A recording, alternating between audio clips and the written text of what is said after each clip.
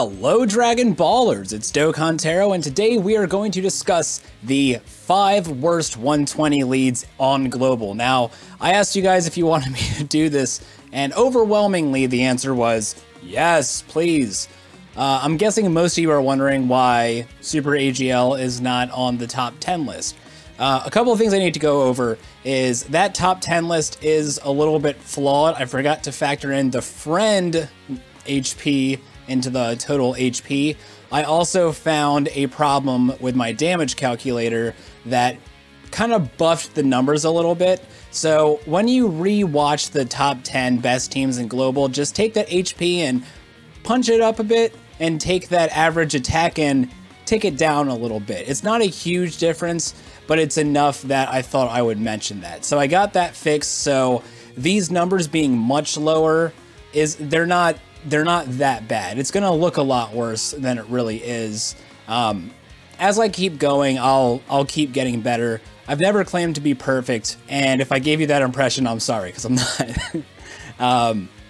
By the way, I think I'm wearing the perfect shirt for this today. Free contradictions, $1. Anyway, at number 5, so we're gonna go from 5 to 1. Just like everything else, hard hitters are max crit. Support units are max dodge unless they stun or lower attack, in which case then they're max additional. The same thing as usual. From 5 to 1, 5 is going to be the best team on this list, and 1 is going to be the worst team, all right? I just want to make sure that everyone's clear on that. So at number 5, the least bad team on this list is Super AGL. Super AGL barely didn't beat out Extreme Tech. The reason Extreme Tech made the list is because of how much damage they do. But when it comes down to it, this team just runs so much smoother in every single way. You've got pretty good defense with Vegeta and Vegito, and the main issue I think with the damage output for this team is that you're kind of stuck running 3 support units.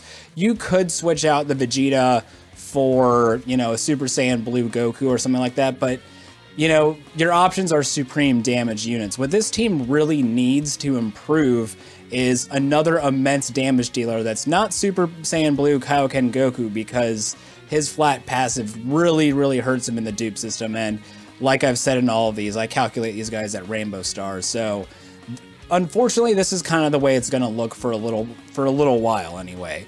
Now in JP, once Super Saiyan 3 Goku gets his Extreme Z-awakening, there is no Super and Extreme AGL anymore. It's just Mono AGL. This is what it looks like in JP now. This is a much better team than Super AGL, and it's better than Extreme AGL, which we will cover. It is on this list. Some are floating around in there. You've got 2 Majin Vegetas, and yes, you have much less of a boost in the leader skill, but your 2 Majin Vegetas, one linked up with LR Goten and Trunks, who are very self-sufficient in Ki, and one linked up with the Extreme Z-awaken Goku. Once he's all the way Extreme Z-awaken, he does massive amounts of damage. He does peter out after 7 turns, but you know, that's just kind of, it is what it is. But Majin Vegeta's on both sides. Rose is kind of, you could throw another support unit in there instead of Rose, but Rose does help give Majin Vegeta a little bit extra Ki, which can help out. You definitely don't want him getting past 17 Ki, but Rose also hits really hard. You'll notice there's no Super Saiyan 4 Vegeta, and that's because his synergy on the team is really bad. Shattering the Limit and Over in a Flash are the main key links on this team, and Rose gives himself and all extreme types 3 keys, so he kind of just fits really nicely like that. But once again, this is not the best solution in the world, because you're running a 90% lead, and that's you're losing a little bit in your defense, and you're not hitting as hard as you could if these teams were improved just a little bit, if these types were improved.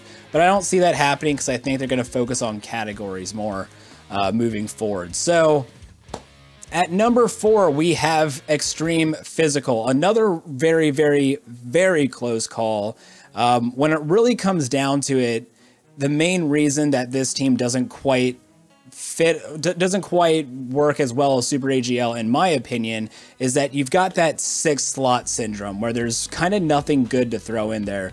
In JP, a lot of people run the LR Ginyu there, and that's probably smarter, but once LR Ginyu becomes available on Global, there's no reason to, because Black does the same thing. He gives that 3 key to extreme types, to extreme physical types, to all of your units, really. He supplies that key. He also hits decently hard, and he's probably going to be adding more damage to the team than, you know, throwing on LR Ginyu, who gives a very flat 7,777 attack boost. That's not bad, but it's not really good either. The main problem with this team is that you're running a supreme damage dealer in a main rotation, and that's Sin Shenron.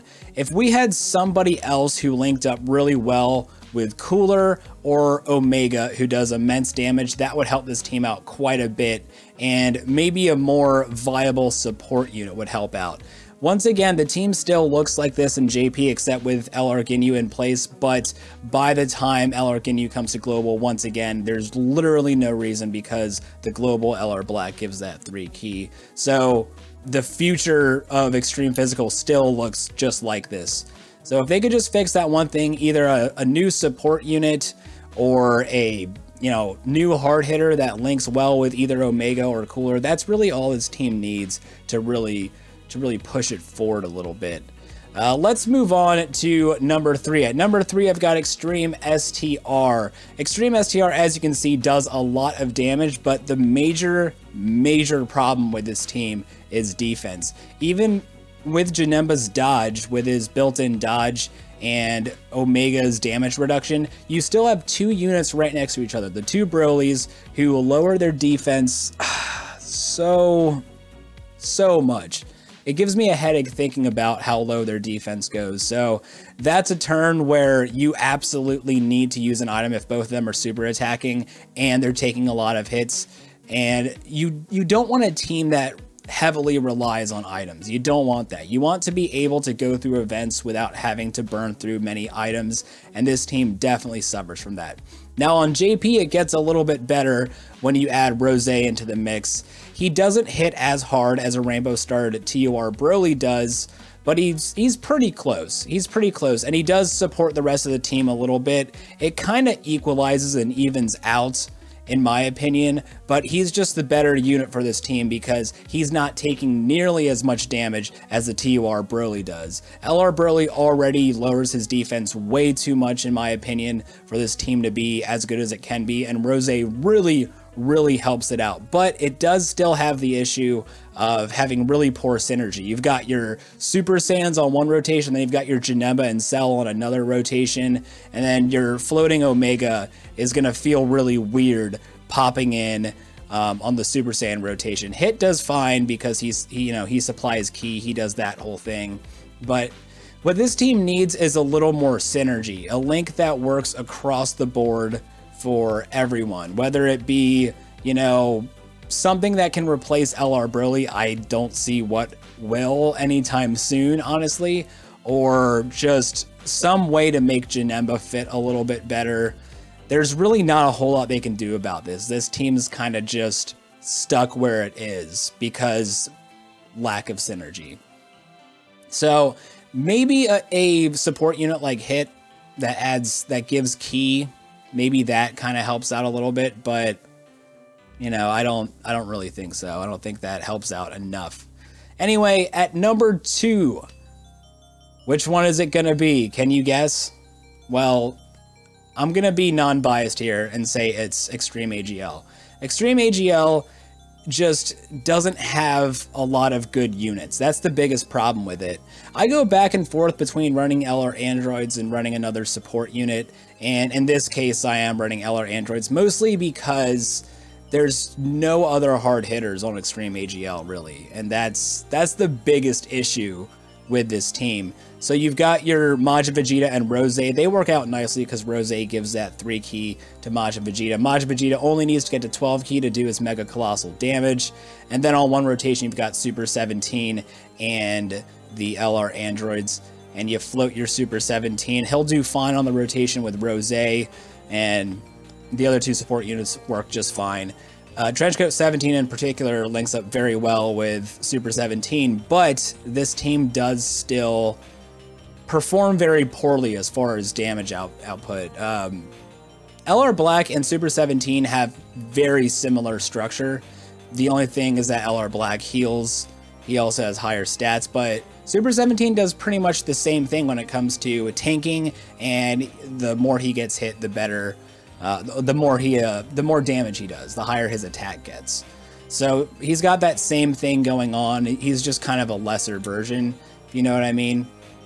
There's nothing just inherently wrong with this team, but once again, the mono AGL team, I'll go ahead and put it back up. The mono AGL team does perform better than its extreme or super counterpart. So that's an issue. When your 90% lead does better than both of the 120% leads of that type, that's an issue. What extreme AGL really needs is another hard hitter that either works with Super 17 or Majin or something, just something that works out, so you're not running the LR androids and having to rely on them.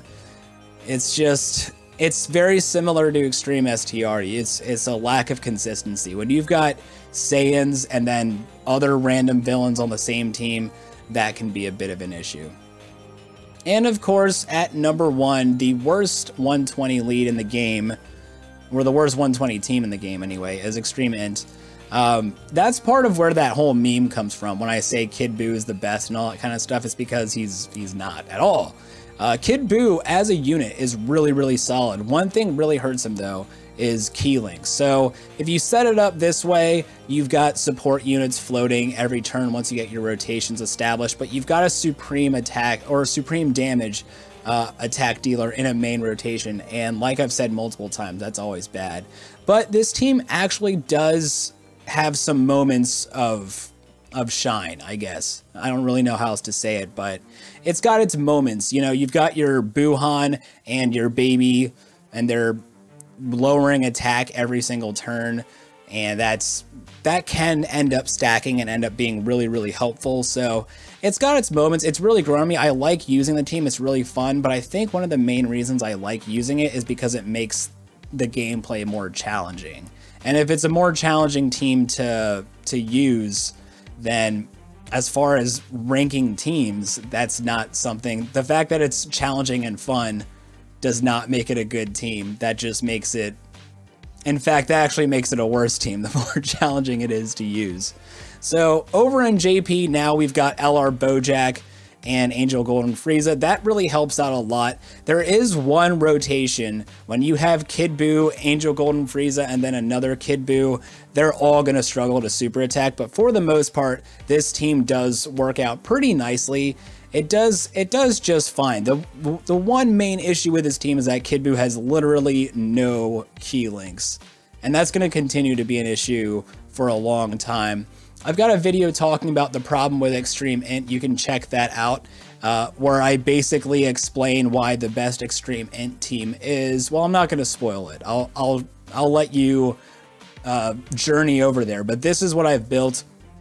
If you can run the Bojacks together on one rotation, and then Kid Buu and Angel Golden Frieza on the other rotation, and then you got your 2 support units coming in, that'll help out a bit. You can move the TUR version of Bojack off in favor of a support unit for a more fluid running team, but you are doing less damage that way. And LR Bojack really performs at his best with his TUR version next to him. So it's kind of up to you how you want to do it. You can either have more consistency, more flow, or you can have, you know, one turn where you might just completely obliterate the enemy in that one turn. That's going to be that LR Bojack turn. But anyway, so that's going to do it for this one. I'm working on top 10 teams in JP. That'll be coming out at some point. I don't know when, but that'll be coming out at some point. And hopefully from now on, my damage calculator is set. It's good to go. I keep finding little issues with it, little problems with it here and there. That's why I haven't released anything on it publicly yet, but I think we're finally at that point where it's pretty darn accurate. I'm just gonna say that just because I don't want to come back in a week and go, oh wait, never mind this thing now. It's a lot of stuff. It's a lot of stuff. But anyway, you don't care about that. If you enjoyed this video, feel free to like and subscribe. I'm always into that kind of stuff. And thank you guys so much for watching. I greatly appreciate it. And yep, that's going to do it for me. And I'll catch you on the next one.